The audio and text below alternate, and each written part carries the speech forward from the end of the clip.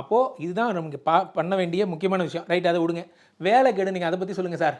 எனக்கு என்ன சார் பெண்களால் கெடுதல் வரப்போகுது? உங்களுக்கு 10 சூரிய பகவான் 10 சூரிய பகவான் 8ல் ஆட்சி பெற்ற புதனோடு சேருகிறார். என்னைக்கு? 15ஆம் தேதி, ஜூன் 15க்கு அப்புறம் ஜாபை விட்டுறலான்னு தோணும். 9ஆம் இடத்துக்கு குரு வந்துட்டார். ஏற்கனவே நம்ம கொஞ்சம் பவர்ஃபுல் ஆகிட்டோம். இப்போ நம்ம கையில் பணம் வந்துருச்சு, அல்லது நமக்கு வேறு ஒரு ரூட் கிடச்சிருச்சு நம்ம முன்னுக்கு வர்றதுக்கு. இருக்கிறத விட்டுறலாம் அப்படின்னு தோணும். இருக்கிற வேலையை விட்டுறலாம் சார், நமக்கு இது செட் ஆகலை, இதெல்லாம் நமக்கு செட் ஆகாது. காலைல 6 மணிக்கெல்லாம் அதெல்லாம் முடியாது சார். என்ன சார் நைட்டு 12 மணிக்கு அனுப்புகிறாங்க, அதெல்லாம் முடியாது சார். ஓவர் டைம் ரொம்ப அதிகமாக பார்க்குறேன் சார். ஏதாவது ஒரு ரீசன் சொல்வீங்க. நல்லா கவனித்து பார்த்தீங்கன்னா இதெல்லாம் வெறும் ரீசன் தான். இதை நீங்களே சொல்லிக்கிறீங்க. அப்போது உங்களுக்கு மேனேஜ் பண்ண தெரியல தான். அப்போது 8ஆம் இடத்துல சூரியனும் புதனும் இருக்கும்பொழுது பணியில் பிரச்சனை வரும். ஜிஎஸ்டி கட்டாதவங்க, ஐடி கட்டாதவங்களாம் கட்டிடுங்க. ஒரு வேலையில் என்னெல்லாம் ஆபத்து வரும்னு உங்களுக்கு நீங்களே யோசிச்சுக்கோங்க. நீங்கள் பண்ணுற வேலையில் என்ன ஆபத்து வரும்னு தெரிஞ்சு அது இப்பயே ஒரு ப்ரிவென்ஷன் பண்ணி வச்சிட்டிங்கன்னா உங்களுக்கு நல்லது.